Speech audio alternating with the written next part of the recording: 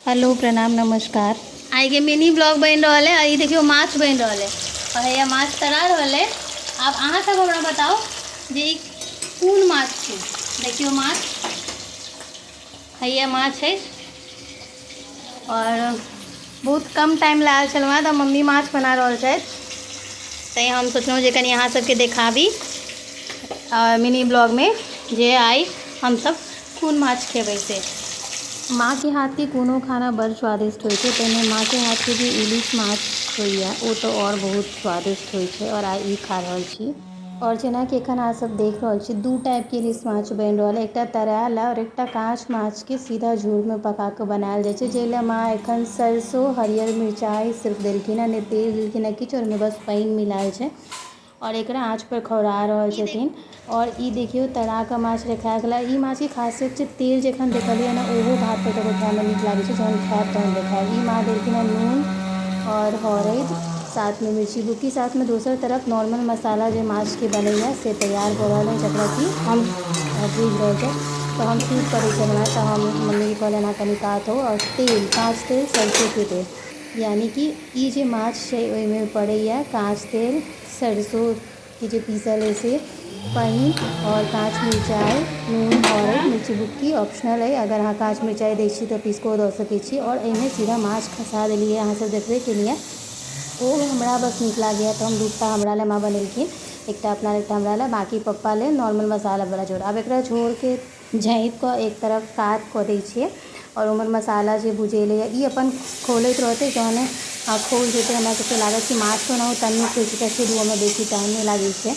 और एहि तरफ जे मसाला भुजा रहल छै, जे कि एहिमे से हम सब टेस्ट करबै और हम सब खेबै। पहले तो हमर पसंदीदा लेकिन इलिश माछ के सरसों वाला है। माँ देखियो बहुत नीक से शौक से बना रहल छथिन।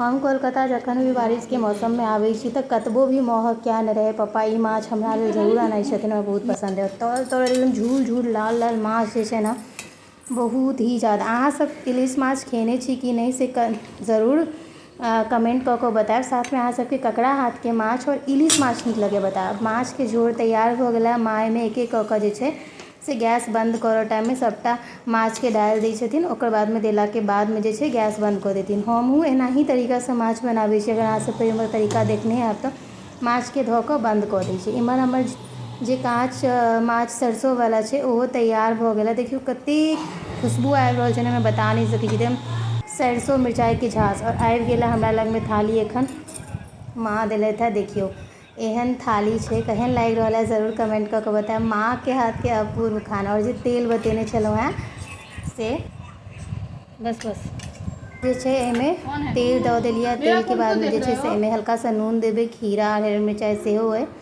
और नून दऽ कऽ ओकर बाद एकरा सनबै। और सान कऽ हम आब सबटा चीज के नीचा उतारि लै छी और आब हम खेनाइ स्टार्ट करै छी। नैहरा के भोजन ओ बनल बनायल गरम गरम ओकर तऽ किछु औरे मजा होइ छै ओनाही। और अहाँ सब देखियो हम आब अहाँ सबसँ खाइत खाइत बात करब।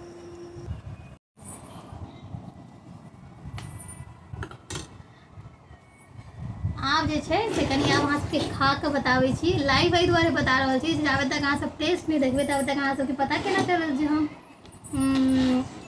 बनलैए केहन से। ठीक छै, पहले सबसे पहले ना जे इलिश माछ छलै अहाँ सब देखलिए तेल दऽ कऽ खायमे ना बहुत टेस्टी लागै छै। एखन हम तेल दऽ कऽ खा रहल छी। देखलिए अहाँ सब तेल डाललिए तो संगे में हरियर मिरचाई, ओकर कॉम्बिनेशन गजब लागै छै।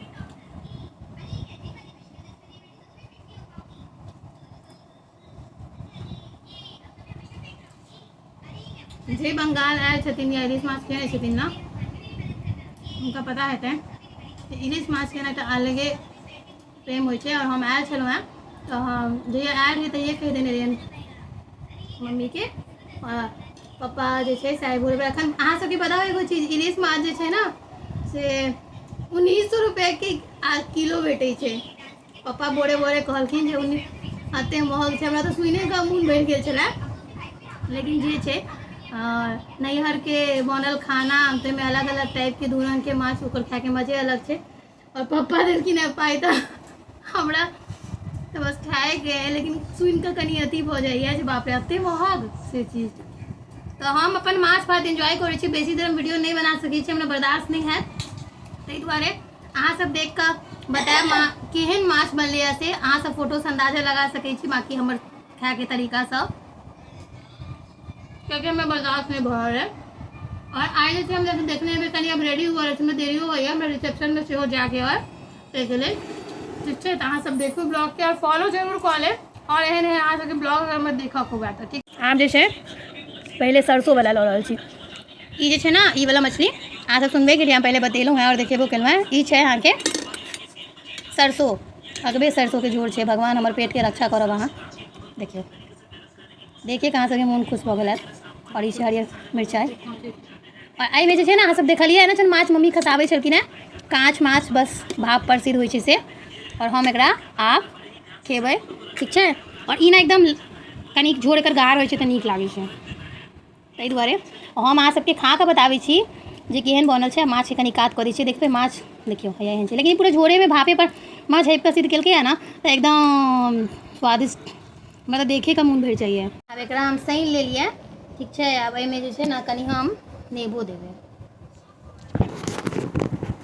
तऽ आब एहिमे माछमे के कनि नेबो धऽ दै छियै ठीक छै। और एकरा आब हम खा कऽ कहै छी जे केहन लागै छै खायमे से। अहाँ सब इलिश माछ खेने छी और कहिया खेने छी से कमेंट में ज़रूर हमरा बतायब, और हमर ब्लॉग केहन लागि रहल है अहाँ सबके सेहो जरूर बतायब। बड़ी मेहनत होइ छै ब्लॉग बनाबोमे, खाना से बेसी हम देखियो ब्लॉग पर ध्यान चल, हमरा खाना खाए के एतेक मोन भऽ रहल है, एक रत्ती शूट करऽ के इच्छा नहीं छलै, लेकिन अपन व्यूअर्स के बताबो के तऽ चाहिए हम की सब करै छी से।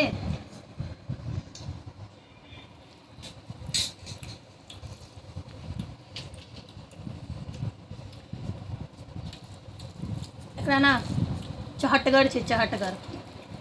और एहिमे ई छै ना हरियर मिरचाई पर का जे झोर के जे झस्कर होइ छै ना, और सरसों तेल जे देने छलखिन मम्मी, अहाँ सब देखलियै पहले,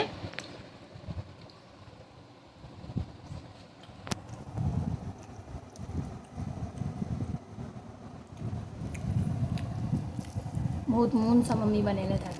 हमेशा जे हम आबै छी एहि महीनामे, ये तो नहीं आ पाबै छी तऽ मम्मी के हमेशा याद आबै छै, और हमरो हमर बहिन सबके याद आबै, ओ सब नहीं छथि एखन, जो ने साथे रहै छलहुँ हैं, बहुत इन्जॉय कऽ के खाइ छलहुँ हैं। अखन सब अलग अलग भऽ गेल छी,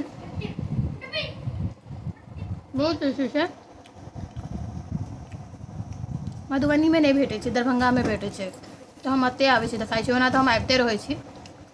हम जल्दी जल्दी अपन खाना खत्म करै छी, हम रिसेप्शन के लेल तैयार हुअ के और निकलऽ के सेहो अछि। और माछ बहुत टेस्टी छै, हम अहाँके जवाब बस अहाँ सब फोटो से अंदाजा लगा सकै छी, हम एते एक्साइटेड छी जे एहन नहीं हुआ अकर ना काँट बड़ तन्नुक होइ छै, हमरा डर होइत रहे कि एहन नहीं हुआ कि जे मतलब रहै छै एकदम पातर जे लागि जायत ने कतौ तऽ बस।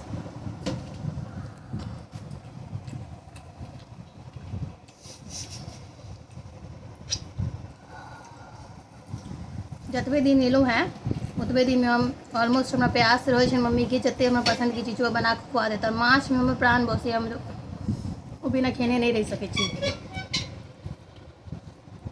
आब एक बाद खायब जो नॉर्मल झोल बनै छै ओ वाला कनी देर बाद, ठीक छै।